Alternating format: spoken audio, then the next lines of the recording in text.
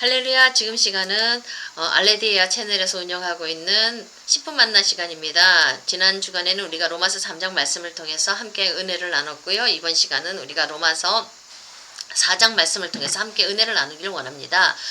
오늘은 이제 로마서 4장 1절에서 16절까지 말씀이거든요. 본문 말씀을 보면 이제 우리가 의를 얻는 것이 내가 어떤 행위를 해서가 아니라 믿음을 통해서 그 의를 얻게 된다는 것을 우리 사도 바울 선생님이 말씀해 주고 계시고요. 그에 대한 예증으로서 이제 아브라함의 신앙을 보여주면서 여기 성경에 증거가 있다 이렇게 말씀해 주고 계시거든요. 저는 오늘 본문 말씀 중에서 로마서 4장 3절 말씀을 핵심 구절로 보고 있습니다.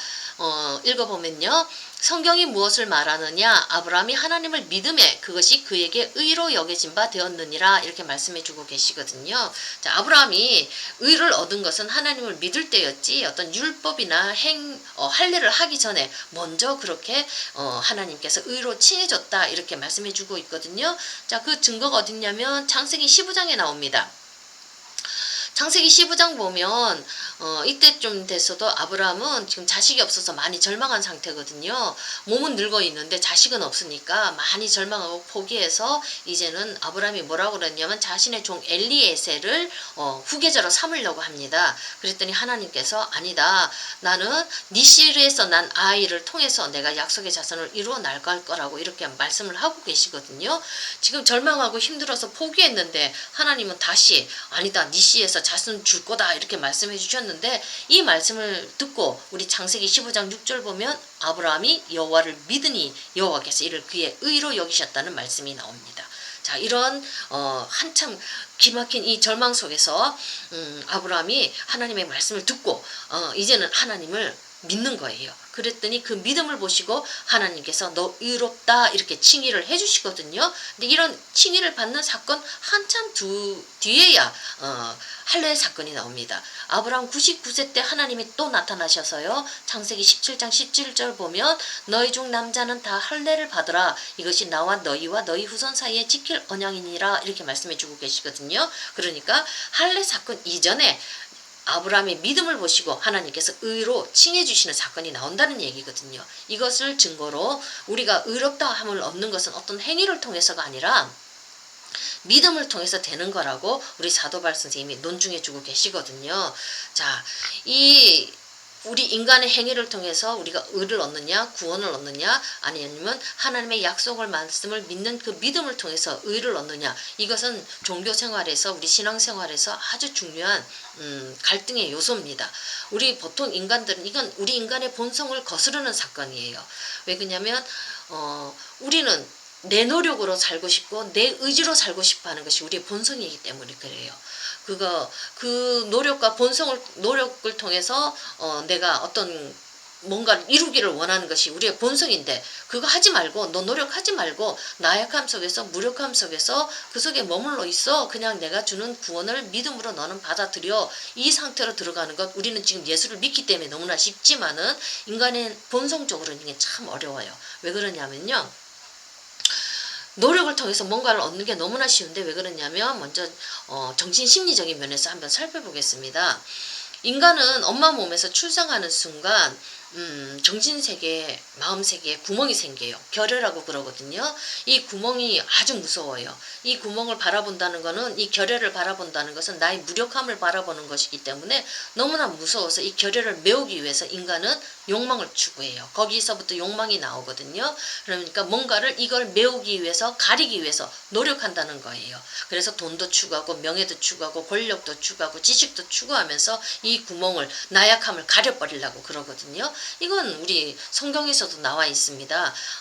우리 아담과 하와 하나님 앞에 죄를 짓고 나서 그 나약하고 수치스러운 상태를 가리기 위해서 무화과 나무 잎으로 옷을 해서 입지 않습니까? 똑같은 거예요. 이 나약함의 상태, 죄성의 상태를 가리기 위해서 인간은 무언가 노력을 하는 거예요. 욕망을 추구하면서 강해지려고 하는 거예요. 이걸 막 그냥 애쓰면서 노력하는 건데 이렇게 사는 것이 인간의 본성이에요. 원래 인간은 죄를 지은 인간은 그렇게 사는 것이 본성이긴데 그러니까 그 얘기 뭐예요? 강한 옷을 입으면 나는 강한 사람인 걸로 착각하고 사는 것이고 지식의 옷을 입으면 나는 지식이 있는 아주 똑똑한 사람이야. 나는 강해 이러면서 착각하면서 사는 것이 인간의 본성인데 그 옷을 벗겨버리고 내 안에 있는 무력한 순간 그것을 들여다본다는 것은 얼마나 무섭고 공포스럽겠습니까? 노력하지 않고 산다는 것은, 그냥 가만히 있는다는 것은, 내 죄성을 들여다본다는 것은 그만큼 무서운 거거든요.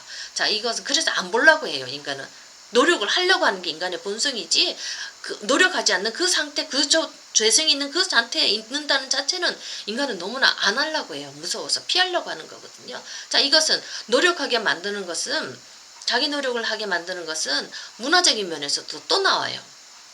우리 인간 사회는 철저하게 능력을 요구하는 사회입니다. 능력이 있는 사람만이 많은 것을 누리면서 살아갈 수가 있어요. 쉬운 예로 우리 TV에서 나오는 CF 보면 아주 멋진 남자가 아주 멋진 집을 가지고 멋진 차를 가지고 멋진 옷을 입고 살아가는 것 나오지 않습니까? 그러면 우리 행복해 보인다, 아주 좋아 보인다 이렇게 얘기하는데, 우리 모든 인간의 로망을 거기에 보여주고 있지 않습니까? 우리 부모님들 그래서 어떻게 해요? 내 자식만은 출세시키고 싶고 잘 살게 하고 싶어서 유능하게 만들려고 많이 노력하지 않습니까? 막 학원으로 애들 돌리지 않아요. 그러니까 자식들도 똑똑하고 재능이 있어야 엄마한테 인정받아요. 조금 들떨어지고 모자라면 엄마한테 많이 혼나요. 인정을 못 받는 거거든요. 이 사회 문화 자체가 똑똑하고 유능한 사람이 인정받고 그런 사람만이 대접받는 사회예요. 그러니까 그런 사회에 도태되지 않기 위해서 우리가 얼마나 노력합니까? 그러니까 피눈물 나게 우리는 노력하면서 사는 거거든요. 무력함에 빠지지 않고 강해지려고 노력하는 인간의 모습, 이거 인간 존재적으로 정신심리학적으로도 그렇게 우리 인간은 살아가게끔 만들어져 있고요. 문화적으로도 우리는 노력하면서 살게끔 우리는 그렇게 운명지어져 있는 존재예요. 근데 하나님 말씀은 뭐라고 그러냐면 구원을 얻기 위해서 그렇게 노력할 필요 없다는 얘기입니다. 너 노력할 거 하나도 없어. 내가 다 해놓고 내가 다 이루어 놓은 것을 너는 믿기만 하면 돼 이러는데, 내 본성을 거스려 믿는 건데 이거 얼마나 어렵습니까? 자, 근데 이런 인간은 신앙생활조차도 이렇게 자기 노력을 막 해서 하나님의 축복을 받으려고 하고 구원을 받으려고 하는데요. 그러나 본문 말씀처럼 이런 나의 노력으로 얻는 것은 내가 당연하게 받아야 될 보수기 때문에 내가 해놨잖아요. 그러기 때문에 하나님의 은혜가 아니잖아요. 그러니까 하나님께 감사하지를 않아요. 내 노력으로 자기의 구원을 이루려는 것은 뭐냐면 내 능력, 자기의 능력을 숭배하는 것이고요. 나 자신을 신의 자리에 두는 거예요. 인간은 자신이 무력함 때문에 어떤 대상을 의존하는 것이 무서워서 하나님을 의존하는 것 대신에 자신을 섬기는 이 방법에 아주 고도로 발달되어 왔거든요. 자, 근데 기독교 신앙은 좀 더 틀려요. 세상의 법칙하고는 철저하게 다릅니다. 우리 기독교 신앙은 구원을 받아들이기 위해서 너는 아무것도 한 것이 없다. 너의 죄성 가운데 머물러 있으라. 이렇게 얘기를 하거든요. 철저하게 자신의 무능으로 들어가게 하는 종교, 자신의 죄성과 무력함을 바라보면서 겸손하게 무릎을 꿇게 하는 종교가 우리 기독교예요. 세상하고는 다릅니다. 세상은 잘나려고 하고 내 노력을 추구하려고 하는데, 우리 기독교 신앙은 하나님의 은혜를 받기 위해서는 무릎을 꿇어야 돼요. 내 노력으로는 안 됩니다. 나의 무력함을 고백해야 돼요. 자, 락강이라는 사람은요, 이런 자신의 약함을 볼 수 있는 자가 가장 강한 자라고 했습니다. 죄성과 약함을 보는 것은 죽음과 같은 공포를 수반해요. 철저한 무력함 앞에 선 인간은 존재적 죽음을 경험해요. 근데 우리 하나님이 요구하시는 것은 나는 할 수 없다는 이 무력함과 연약함 속에 들어가라는 얘기거든요. 죽는 거죠. 존재적으로 인간은 너무나 무서워요. 그러나 죽음을 경험할 때 하나님의 은혜는 임합니다. 내가 할 수 없다고 고백할 때 하나님의 구원을 우리는 받아들일 수가 있게 되는 겁니다. 자, 이건 뭐냐면 나는 죽고, 나는 연약함으로 죄성으로 나는 죽고 내 안에 그리스도가 산다는 그 말이에요. 내가 죽을 때 하나님의 은혜가 임합니다. 죄가 더한 것에 은혜가 넘치는 것이 기독교의 역설적인 진리입니다. 나의 노력을 멈추고 자신의 죄성을 들여다보고 그리고 구원을 얻을 힘이 인간 안에 없다는 것을 깨닫을 때 하나님의 절대 구원을 바라보지요. 그리고 하나님을 믿지요. 이 믿음을 통해서 우리가 하나님을 믿는 믿음을 통해서 우리가 의를 얻는다는 그 얘기거든요. 자, 오로지 하나님이 이루신 구원을 우리는 믿음으로 받아들일 수밖에 없습니다. 여기에 나의 노력으로 얻게 되는 의는 없습니다. 세상은 있습니다. 세상은 내 노력으로 모든 것을 얻습니다. 그러나 강해지게 만들지요. 그러나 하나님 앞에서는 그런 모습으로는 우리가 절대로 구원을 얻을 수가 없습니다. 인간의 전적인 타락과 하나님으로부터 얻게 되는 구원에 대한 믿음만이 있고, 이게 바로 기독교 신앙의 정수이기도 하지요.